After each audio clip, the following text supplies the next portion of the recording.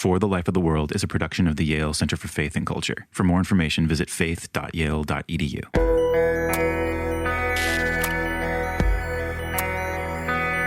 Fratelli Tutti, such a wide-ranging document covering everything from economy to politics to dialogue. Pope Francis is really concerned about the central theme of what it means to be in community and to become friends with others across our boundaries of difference, whether that's difference of national belonging or religious belonging, or neighborhood belonging. If we dream together, we're coming into relationship and using our imaginative capacities to dream what we might be as a society. This is For the Life of the World, a podcast about seeking and living a life worthy of our humanity. I'm Ryan McAnally-Linz with the Yale Center for Faith and Culture. On October 3rd, 2020, Pope Francis released an encyclical called Fratelli Tutti, translated by Francis as Brothers and Sisters All. The message came 6 months into a worldwide pandemic, in the midst of an American political nightmare with dark clouds seeming to cover the entirety of the globe. A papal encyclical is a letter from the Pope to the world, to all people of goodwill. When Fratelli Tutti came out, we thought this was an important opportunity to think about what all people, not just Catholics, can receive from this hopeful message. So we decided to interview a few Catholic thinkers about the moral vision of Fratelli Tutti for everyone. In the same spirit as the encyclical, we wanted to uncover the insight and encouragement of the Pope in ways that can, in the words of Pope Francis, let us dream as a single human family, as fellow travelers sharing the same flesh, children of the same earth, which is our common home. So, over the next few weeks, we'll be releasing a series of conversations on Catholic social teaching, especially as it lives in Pope Francis's thought and his moral leadership on the global stage. We'll be talking to Nichole Flores, an ethicist who's assistant professor of religious studies at the University of Virginia, Father Martin Schlag, professor of Catholic social thought at the University of St. Thomas, and Sister Helen Alford, a professor at the Pontifical University of St. Thomas in Rome, who has been appointed by the Pope himself to the Pontifical Academy of Social Sciences, which advises the Pope on pressing social issues. In this episode, Nichole Flores explains papal encyclicals and works through the moral vision of Fratelli Tutti, highlighting Pope Francis's views on faith as seeing with the eyes of Christ, the implications of human dignity for how we talk with each other, justice and solidarity, and finally, the language of dreaming together of a different world. Nichole, thanks for taking some time to talk with us. Thanks for having me. And there's a lot I feel like we could learn from this conversation, starting with some really basic stuff. Could you start off by just telling us what exactly is a papal encyclical? Essentially, an encyclical is a letter promulgated or sent out by the Pope in response to a set of issues that our society is facing, and not just one particular society. The distinctive feature of a Catholic social encyclical is that it's addressed to all people of goodwill, that it's not just addressed to Catholics. So the scope of these teachings aims to be relevant well beyond just what Catholics in the pews, in their particular parishes, or in their archdioceses are concerned about. It really wants to reach a very broad audience. So if you're listening to this podcast and you are a person of goodwill and want, justice for society and want good things for the society, you are a part of the audience. If you have any concern for a common good in our society, so in that sense, the encyclicals are really excitingly capacious in their audience. At the same time, it's important to recognize that the encyclicals, while they draw on the Christian scriptural tradition, they are often building on millennia of Catholic theology, teaching, thought. And so to really understand them, and understand their depth, there's a bit of work that needs to be done. Catholic social tradition draws not just from scripture, but on the theological teachings of the church, on the moral teachings of the church, but also, and this is a very important point, it's concerned with examining the signs of the times, with looking at the world around us and seeing what are the challenges that face us today. So it's really remarkable, for example, that Fratelli Tutti will always be an encyclical that is identified with the year 2020 and these couple of years that we will be in the midst of pandemic. It's one that helps us to enter into conversation about the common good and about solidarity and about how we relate to others in our society, because this is the thing that is affecting us most profoundly on a global level, but also on the level of individual people, communities, countries. Yeah. So you mentioned the title, Fratelli Tutti. It's in Italian. How would you translate it, and what is its significance? The literal translation is brothers all, or we are all brothers. And Pope Francis, in response to obvious criticism that he would receive and has received in addressing the documents to brothers all, has emphasized that it's addressed to brothers and sisters all, and that it is inclusive at least of male and female identified people, cis people. He hasn't called it necessarily people all or siblings all.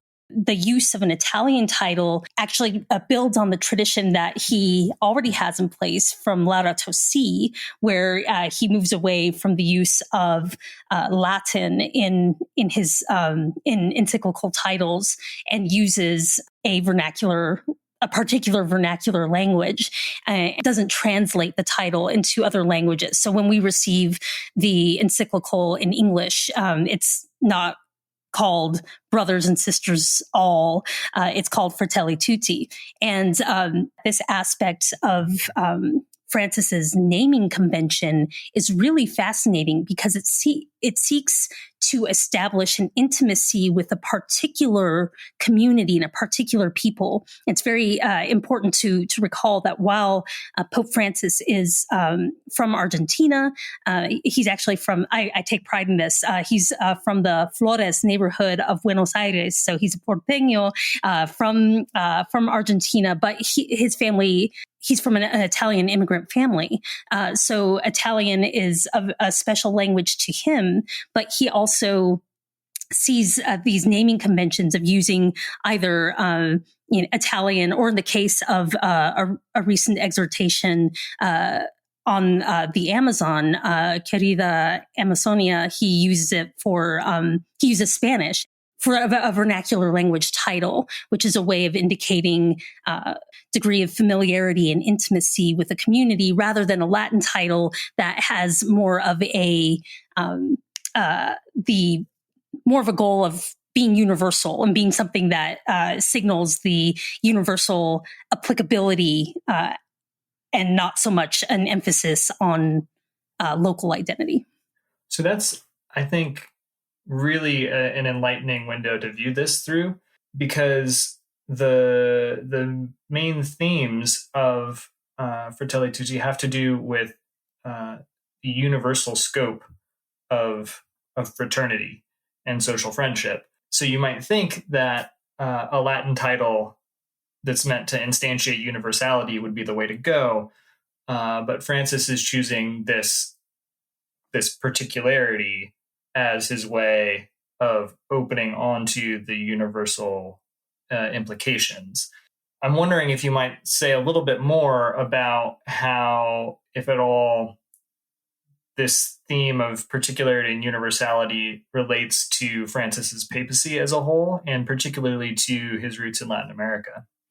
Absolutely. I should confess here my own situatedness as Latina in the United States, one with great interest in Latin America. So this is particularly exciting to me. But Pope Francis, of course, is the first Latin American pope. He arrives at the papacy with the experiences, with experiences that have shaped him specifically from his Argentinian culture, and with relationships that have formed him, not just theologically, but pastorally, socially, politically, from a different part of the world. So we see Catholicism and Christianity in general really burgeoning in and continuing to burgeon in not just Latin America, but in Africa and other global South contexts. So it's a really big deal, I think, that he is from Latin America. And really what has happened is that his particularity as a Latin American has given him this space to really hone in on the theme of particularity and local cultures in a way that I think ends up creating the context for this more universal message that he has. He says this so beautifully at different points in Fratelli Tutti. He talks about the way that the local is something that we can take pride in, and that in cultivating our local identities, we cultivate something that we can contribute to the entire common good. This is a very Latin American anthropology in which he is thinking about these questions, often in Latin American families or in Latinx contexts in the United States. The sense of communal belonging is there's an attempt to balance that sense of communal belonging with the particularity and the particular gifts and identities of each person. His accent on the local and the attention that he gives to not just to the existence of the local, but to the particular beauty of each local context really sets the stage for him saying, now each locality, each individual, each particular nation or community, or he even uses the language of neighborhood, is giving something to the common good that helps to form this universal to which we all are obligated and a part and benefit from, even as individuals. Can I ask, what would you say are the 2 to 3 biggest, most momentous things that Francis says in this encyclical? Where do you see it breaking new ground or really saying something that's going to have lasting significance? That's a really interesting and challenging question, because in some ways, the encyclical, as I've read it, it seems to encapsulate some of his previous thought and kind of bring it to greater cohesion. At the same time, I think that what Francis is doing here that is really different is developing a way of looking at the world in a way that invites us to see difference while also emphasizing the necessity of us being a part of a global community and balancing those differences together. And I think he does this through how he defines faith. So in Lumen Fidei is an encyclical letter where he stresses the role of faith as seeing with the eyes of Christ. So he has this aesthetic way of even framing what faith is, that we train ourselves to see with the eyes of Christ. And in this document, in Fratelli Tutti, he uses that language of seeing or of gazing over and over again to frame how we come into relationship and how we should be in relationship with other people in the world, whether within our own local communities, within our national communities, or around the world. He is inviting us to open our eyes and to see what's in front of us, and to see the faces of other people in society. Relating to others within our current global context requires being able to see them. But at the same time, seeing itself is not enough. And he really takes on digital media and social media and other ways of relating to people that really undermine human dignity.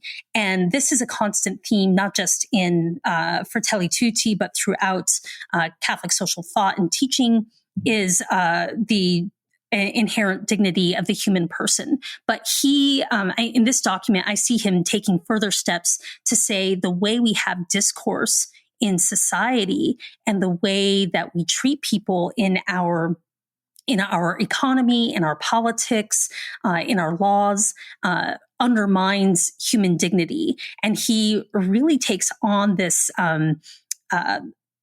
way, the ways that social media reduce our ability to relate to others. He uses the example of dialogue, and dialogue's a crucial theme for him in this encyclical as well. The importance of dialogue, that we need that in order to relate to one another and to understand each other's arguments and positions. And he says that this dialogue, more often than not, is not happening on social media. That we're just basically talking to, we're having our own grandstanding in tandem rather than actually having any kind of encounter with others. And I think that's one way to really encapsulate what he's doing in this work, is to stress the necessity of encountering others, and not just in a way that is making an instrument or an object out of another person, but is really encountering the humanity of another person and learning to be a person in both a fully human and a humane way. But also, I think he's saying some important things about solidarity here that are worth thinking about in terms of developing the church's teaching. Pope Francis kind of points out a conflict about solidarity. He says that solidarity is sometimes treated as a dirty word. There are important and significant chasms among Catholics ourselves about the best way to go about pursuing justice and solidarity and the common good.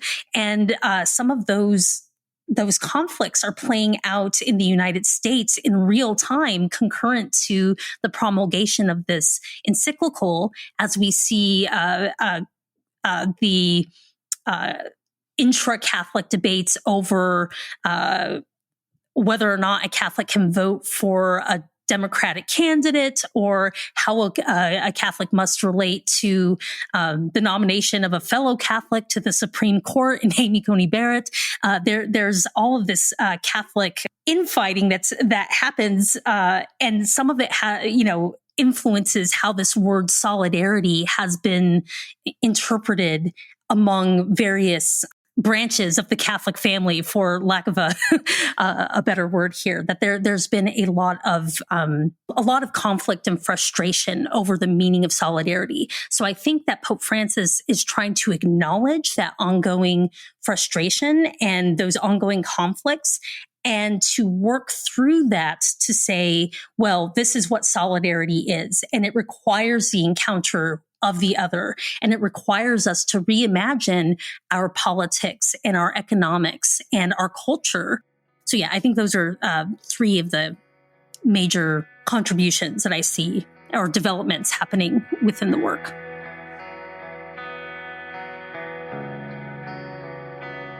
The concept of human dignity, the inherent and incommensurable value of human beings, has an incredibly important role in Catholic social thought. This is a deeply important concept in Fratelli Tutti and acts as a foundational idea for Pope Francis's appeal to our common life as a single human family. He suggests that our commitment to seeing the dignity in each other will enable us to, quote, contribute to the rebirth of a universal aspiration to fraternity and social friendship. Nichole, social friendship and human dignity are both very significant in Fratelli Tutti. Mm-hmm.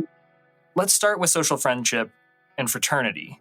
What's their place in the encyclical? Of course, social friendship is in the subtitle for this document. And in important ways, Pope Francis, while it's such a wide-ranging document covering everything from economy to politics to dialogue, he's really concerned about the central theme of what it means to be in community and to become friends with others across our boundaries of difference, whether that's difference of national belonging or religious belonging, neighborhood belonging, even.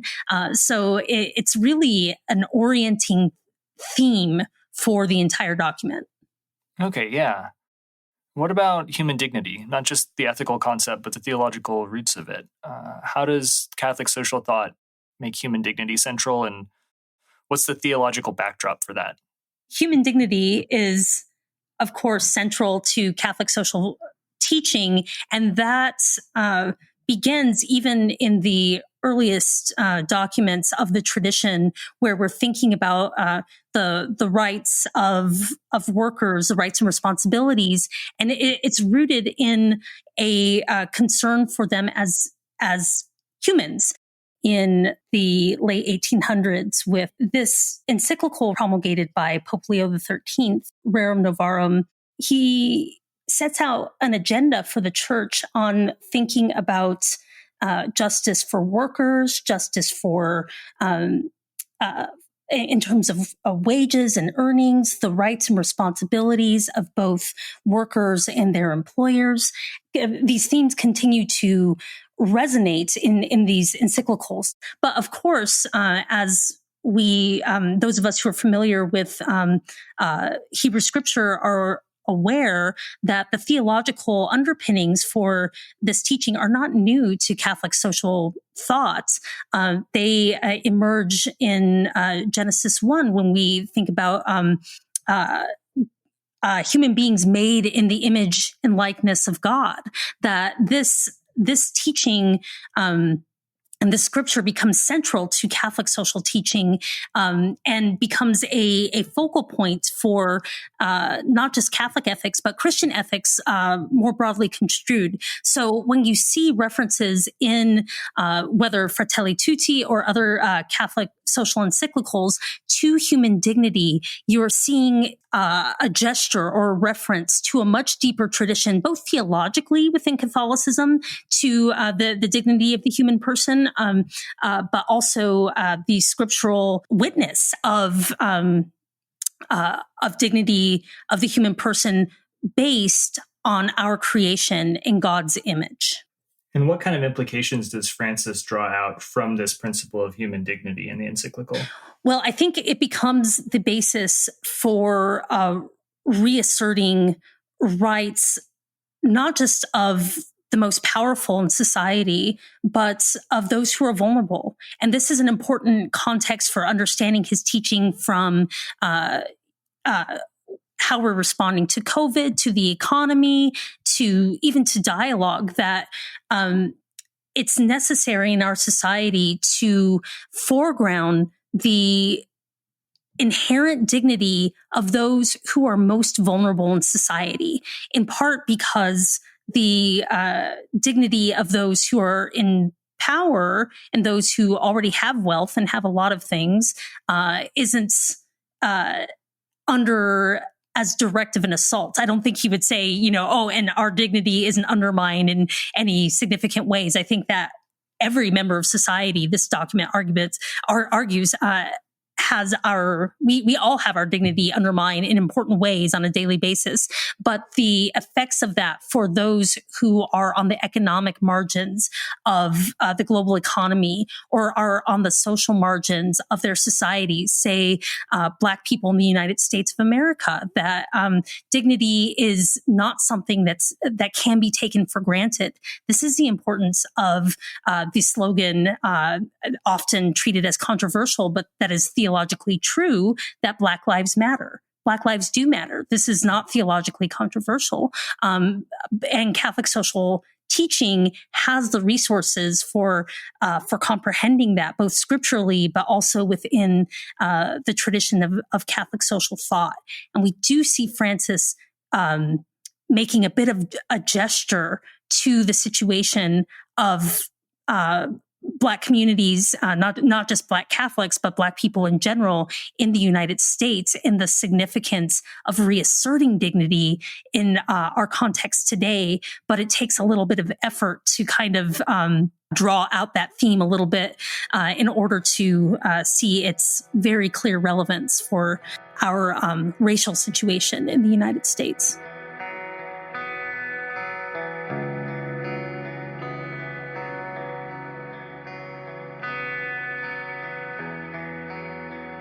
Throughout Fratelli Tutti, Pope Francis uses the inspiring language of dreaming together.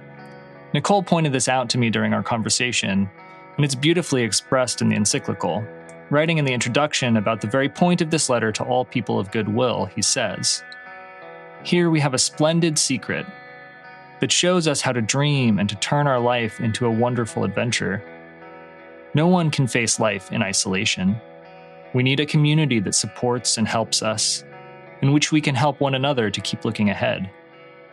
How important it is to dream together. By ourselves, we risk seeing mirages, things that are not there. Dreams, on the other hand, are built together. Let us dream then, as a single human family, as fellow travelers sharing the same flesh, as children of the same earth which is our common home, each of us bringing the richness of his or her beliefs and convictions, each of us with his or her own voice, brothers and sisters all." Here, Nichole reflects on this language of dreaming together and its significance in Fratelli Tutti. You mentioned a while back that Francis is inviting or challenging us into different dreams. Mm-hmm. And I wondered if you might be willing to reflect on what ways you feel yourself particularly challenged in your life by this text to dream differently. In what directions are you dreaming prodded by Francis? When I was thinking about this encyclical with a couple of friends the other day, I was really ruminating on this and meditating on this use of the language of dream that Francis employs throughout. And I said, he's really inviting us to dream. And my friend kind of intervened and he said, he's inviting us to dream together. And that, I think, is the more meaningful dimension of the language, because when we often when we think about dreaming, it's an individual thing. Like, when I was young, I dreamt of, becoming a firefighter or whatever. I have a young child. So now we talk about dreams all the time. Oh, what did you dream about last night? And it's a very individualized thing. I'm in my sleep. It's a time when I'm by myself. A dream is an actual thing that happens in an individual brain. So there's a way in which the language of dreaming can become very individualized, but that he's inviting us to dream together implies not only a conversation, as he emphasizes, but I think for me, and related to the scholarship that I've done in solidarity and aesthetics, it's a way of forming our imaginations and our even our aesthetic realities that attune us to the realities of others within what, at least in the United States, have often become very individualized realities. Maybe I'm in a distinct case because I don't live near people from my originating culture group. I'm Mexican American. I live in Virginia, so I live very far from kind of the center of gravity from my originating culture. But if I chose to, I wouldn't have to really leave my little bubble of other university professionals or, young professionals with families who live in my general neighborhood. I wouldn't have to. I have everything I need right at my fingertips. And unless I seek to encounter people who are different from me, I don't really have to.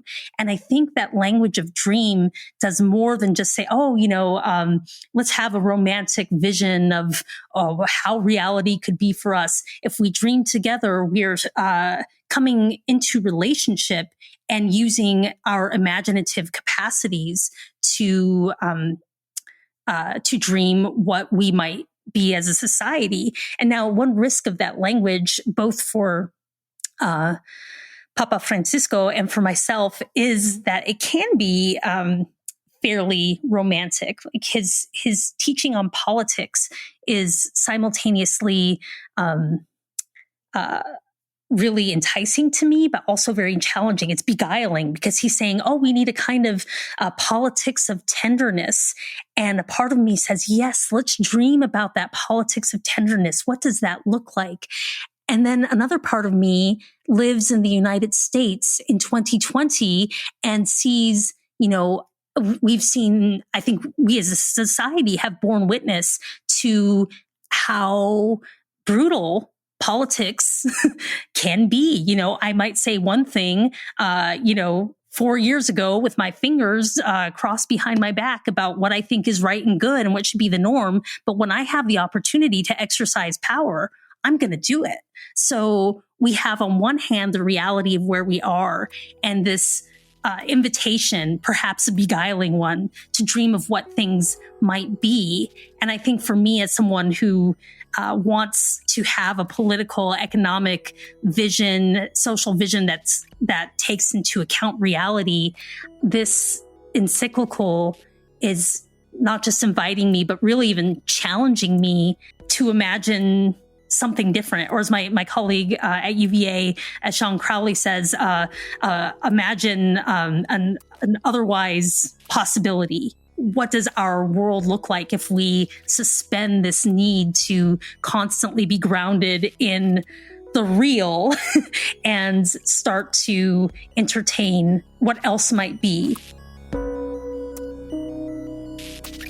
Nichole, thanks so much for introducing us to Fratelli Tutti. Yeah, you're quite welcome.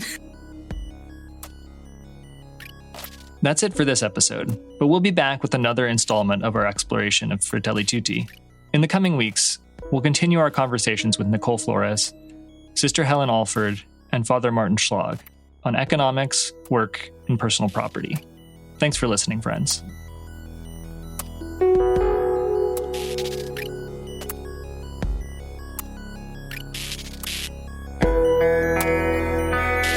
For the Life of the World is a production of the Yale Center for Faith and Culture at Yale Divinity School. This episode featured social ethicist Nichole Flores and theologian Ryan McAnally-Linz. I'm Evan Rosa, and I edited and produced the show. For more information, visit us online at faith.yale.edu. We produce a new episode every Saturday, and you can subscribe through any podcast app. We're grateful that you're listening to this podcast. We're passionate about making this work consistently accessible to people who are genuinely concerned about the viability of faith in a world racked with division, contested views about what it means to be human, and what it means to live life well. If you're in a position to support our show financially, please consider partnering with us.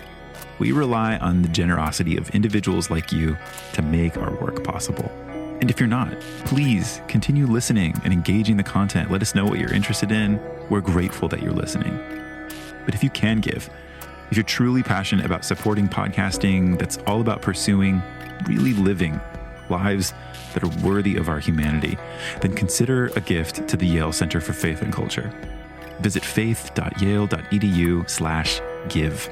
It's our joy to bring these shows to you, and we'd invite you to bring that same joy in supporting this work. As always, thanks for listening, and we'll be back with more next week.